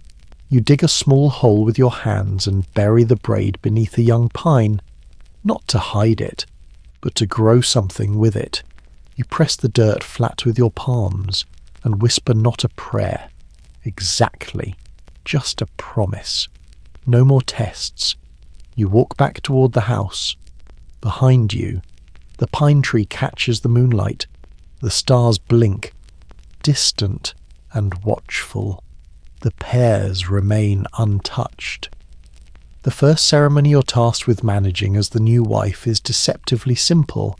Serve tea to the ancestors. There's a script, a rhythm, a temperature for the water, a specific order in which the cups are placed. Your mother-in-law stands nearby, hands folded, gaze fixed on your every move, not harsh, not impatient, just precise. You kneel before the altar, palms damp. The ancestral tablets rest on lacquered shelves, their gold calligraphy glowing softly in the morning light. A stick of sandalwood incense curls upward like a sleepy question. You lift the first teacup. It slips. Just a little. Just enough for a single drop to land upon the crimson cloth draped over the altar. Gasps. Small, but sharp. You freeze. One drop. You grab a clean cloth and dab gently, heart thudding. Then you feel it. The shift in the room. No sound. But the energy turns. The older aunt who always smells like bean curd mutters. The ancestors are displeased. Another clucks her tongue. She rushed it. Your mother-in-law exhales slow, tight, disappointed. You wish she'd shouted instead. You lower your head and bow 3 times. The air does not forgive. Later, you're told it's fine, just a drop. The ancestors understand. Tea is just tea. But the story spreads faster than the steam from a hot kettle. By the afternoon, a cousin says she heard you poured an entire cup on the shrine.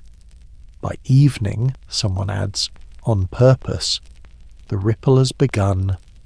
Historians still argue whether these rituals were meant for the ancestors or for the living, whether the old spirits truly hovered above, sipping symbolic tea, or whether the ceremony was just a way for the household to judge a bride without speaking outright.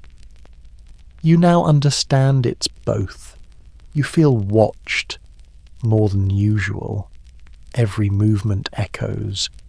Every footstep seems too loud. Then the whispers begin. Small things at first.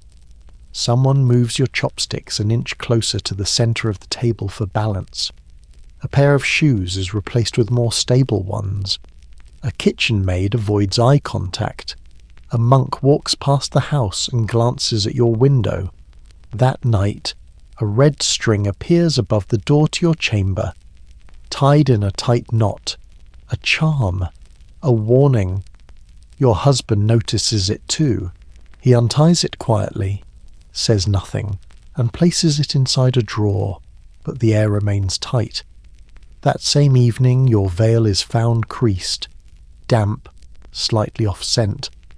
It was folded with care, tucked into its box, but now it's different, as if someone handled it without asking. Ancestor mischief. A maid whispers, "They don't like dishonoured shrines." You ask her gently, "Have you ever seen them?" She hesitates. "Not with eyes," she says. You decide to set things right. At dawn, before anyone else wakes, you kneel again before the altar. This time, slowly, carefully. Every cup warmed just so. Every placement triple-checked. You bring the finest tea leaves, grind them into powder, brew them with silent reverence. You bow. Once, twice, 3 times. And then, without prompting, you pour an extra cup. You place it directly in front of the smallest, oldest tablet, the one whose edges are nearly worn smooth, the one no one speaks of, just in case. You whisper, "For the one who understands mistakes." The room holds its breath, and then faintly a breeze passes through the chamber, just a breath of wind, just enough to flick the tail of your sash. You don't look up. You pour another cup, this one for you. You drink it facing the tablets, and the floor creaks softly like someone leaving the room. That afternoon, the red string is gone. No one mentions it. The veil smells clean again.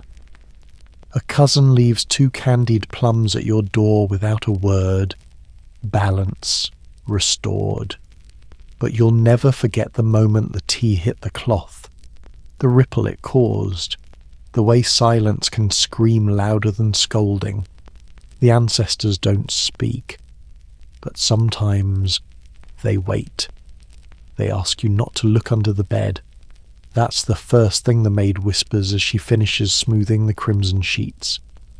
"Just don't peek," she says, not unkindly. "It's better that way." You nod, even though the phrase "it's better that way" has never once meant anything good. Later that evening, as you settle into the bridal chamber alone, your husband delayed by some distant uncle who insists on retelling the entire tale of how he once chased off bandits with the soup ladle. You feel the weight of that warning. The room is drenched in red. The lanterns cast long shadows that flicker across the silk-draped walls. The bed is enormous, a fortress of cushions and embroidered coverlets depicting dragons, phoenixes, and pomegranates. Always pomegranates. They're everywhere. You suspect someone was paid per fruit. You sit on the edge. The silence is warm and heavy. And then you remember. The message. You lean forward and, very carefully, run your hand under the carved frame. You find it fast. Your fingers brush over something uneven, etched into the underside of the bed like a secret. You lie flat now, cheek pressed against the cool wood, and read the characters in the dim candlelight. 5 words. Suns come, but silence first. You blink. It's not a proverb you recognise. You say it aloud, testing the weight of each word. Suns come, but silence first. A warning, a tradition. A tired joke from some past bride who sat just where you are now, her veil folded, her back aching, her world suddenly much smaller than it had been that morning. Historians still argue whether messages like these were common, kind of folk commentary etched in private by women who rarely spoke their truth aloud. Some believe they were carved by maids, or elder sisters, or even rebellious aunts. Others say the messages are just folklore, the kind of thing women whisper about in shared kitchens when they think no one is listening. But here it is, under your bed. You sit up slowly, heart buzzing. You press your hand against the mattress, trying to feel if any other carvings lie beneath it. Just silk, just stuffing, just quiet. Your husband finally returns. He's laughing softly, shaking his head. I swear he adds a new bandit every time he tells that story. He sits beside you, removes his outer robe, and looks around the room with a small, amused sigh. Red enough for you. You hum in agreement. He notices something in your expression. What is it you consider telling him? About the message? About the quiet chill it sent down your spine? Instead, you say, "There's a lot of pomegranates." He grins. Symbol of fertility. You nod. Yes, I've heard. You lie down, side by side, not touching, not rushing, just resting. The bed creaks softly, echoing the line beneath it. Suns come, but silence first. He turns to you. Can I ask you something? You brace. What's the strangest gift you received today? You think for a moment. The paper husband. He chuckles. Fair. You add. Or maybe the dried oyster shaped like a bat. He groans. That was Uncle Gan. He's obsessed with bats. They're good luck, you say, mimicking an elder's tone, only if you don't eat them. He replies. You laugh. A small, real sound. Then the room grows quiet again. You wonder who she was, the one who carved the words. Did she mean to pass along a truth, a comfort, a warning? Was she still a girl, a wife, a ghost? The lanterns sway gently in the night breeze. You lie awake longer than you mean to, tracing the shape of those characters in your mind. Suns come, but silence first, and you wonder if silence is the price of peace or its disguise. Morning arrives wrapped in silk and ceremony. Again. You're beginning to understand that in this new life, every morning arrives with a purpose and a task for you to perform without flinching. Today's purpose, as you soon learn, involves a pair of silk shoes embroidered with skulls. Yes, skulls. They arrive wrapped in crimson paper, tied with gold thread, and handed to you without comment by a solemn-faced maid. She bows once and leaves. You unroll the package slowly. The shoes are delicate, thin-soled, stiff-backed, their surface covered in intricate silver threadwork. At first, you think the pattern is simply an abstract tangle of clouds and chrysanthemums, but then the light catches, and the design resolves into unmistakable forms, stylized skulls. Dozens of them, smiling. You blink. Your husband peers over your shoulder. Those are festive. Apparently, they're mine. He hesitates. For dancing, you both know the answer. They're funeral shoes. Not for a death that's happened, but for one that might. You've heard of this before. A fringe custom. Rare, but real. In certain provinces, bridal trousseaux included a pair of silk shoes meant to be worn only if the bride died during her first year of marriage.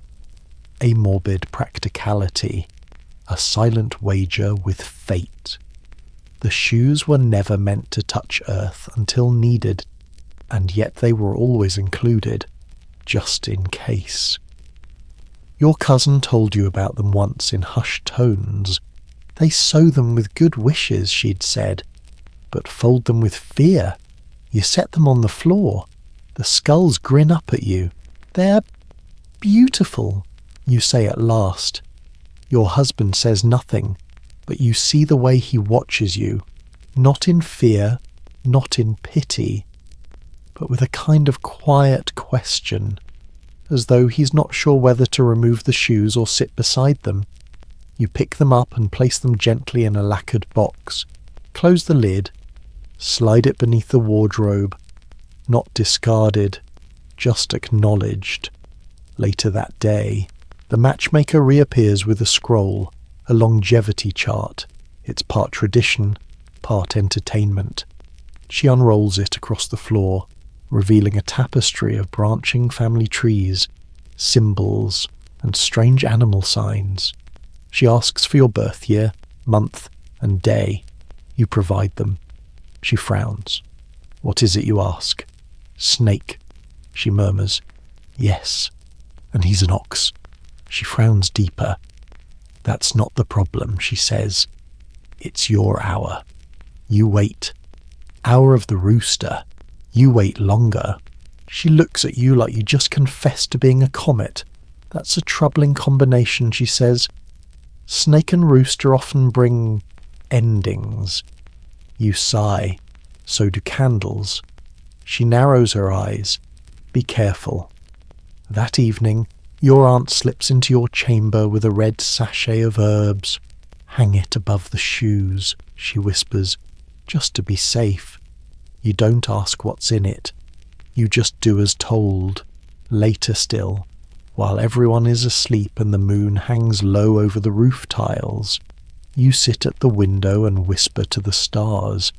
Not prayers, just questions. How many other brides were given those shoes? How many wore them? How many never had to? A breeze slips through the lattice.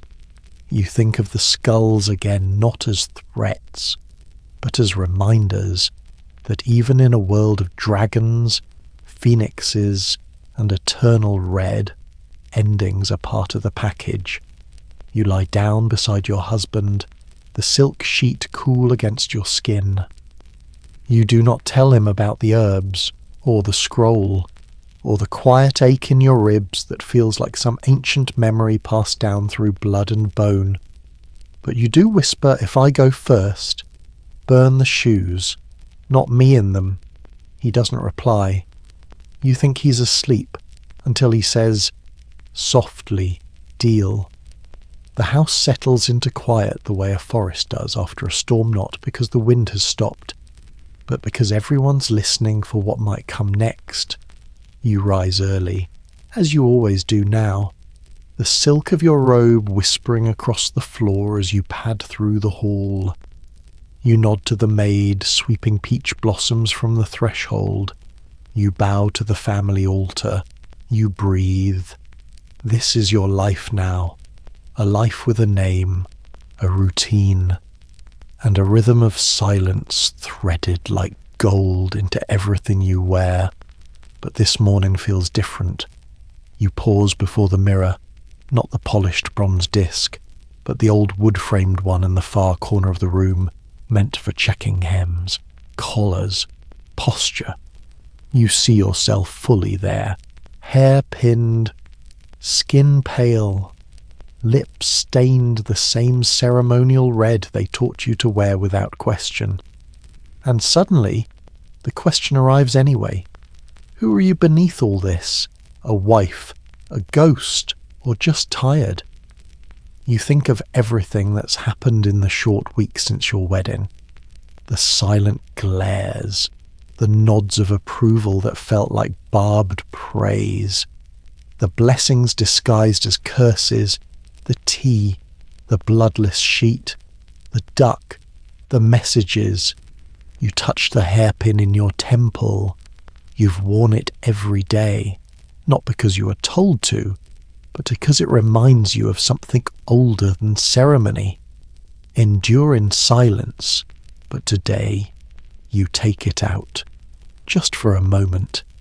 You set it on the table and feel the cool air on your scalp, like your head can breathe again, like thought itself is suddenly louder. Your husband walks in, carrying a plate of steamed buns. He pauses at the sight of you, hair loose, eyes awake, pin on the table. You look different, he says, not unkindly. I feel, you reply, unfastened. He smiles. Maybe that's a good thing. You eat breakfast together in a hush broken only by the soft tear of bread and the occasional clink of porcelain. Outside, someone sweeps the courtyard. A bird sings. The scent of jasmine rides in through the open window. Later that day, you visit the family garden. You kneel by the pine where you buried your braid. The tree's needles are brighter now, the earth around it richer. You press your palm to the soil, not to pray, just to remember. You think about the other girls, the ones who sat where you did, who wore the same red silk, who didn't get to laugh, who weren't allowed to whisper in the dark. You whisper anyway, a story, a small one, about nothing in particular, about pomegranates, perhaps, or paper husbands, or carved messages under beds. You don't care who hears. That night, in the red room, you light a single candle and face the mirror again. You no longer flinch at the girl you see there. You no longer wonder if she's just a shadow painted in someone else's ink. You're real. Your body may be wrapped in silk, your feet still bruised from shoes too small, your tongue weighed down by 100 expectations, but your thoughts are whole. Yours. You sleep easily now. No ghosts whisper from corners. No matchmaker scratches at the door. The paper groom remains in the chest, folded flat, forgotten. The duck has been returned to the kitchen. Someone carved it into soup. You lie beside your husband and say nothing, and he says nothing too. But you feel his hand brush yours under the blanket, and that, somehow, is enough. So now, as the lanterns dim and the night deepens around you, you let your breath slow. The silk gown is folded and tucked away. The phoenix pin rests in its box. The veil creased at the edges sleeps quietly beneath a bundle of dried plum blossoms. You are no longer being watched. No one is waiting for you to serve tea, to bow correctly, to smile without showing teeth. There's no incense curling in your lungs, no drumbeat echoing through your spine, just stillness and the weight of everything you carried set gently down beside you. Let it go. Let the ceremony fade. Let the carved bed and red ribbon slip into softness. The voices that whispered about inauspicious toes, about spilled tea, about whether your shadow fell the wrong way, they're quiet now. Distant. Dismissed. You're safe here. You did everything you were asked to do. You learn the names of the ancestors. You endured the feast. You ignored the pears. And through it all, you found the soft space between expectation and self. You stitched yourself back together, not with hair or thread, but with breath, with thought, with quiet rebellion. So close your eyes now. Feel the cool weight of silk slipping from your shoulders. Feel the air on your cheek, free of makeup, free of ritual. Feel the floor beneath you, the ceiling above, the soft hush of the world saying, "Sleep now." You've already walked through the firecrackers and the fruit and the footsteps that weren't always yours. You've done enough. And if tomorrow brings more ceremony, more shoes, more silence, you'll rise again. But for now, sleep. The ancestors can wait.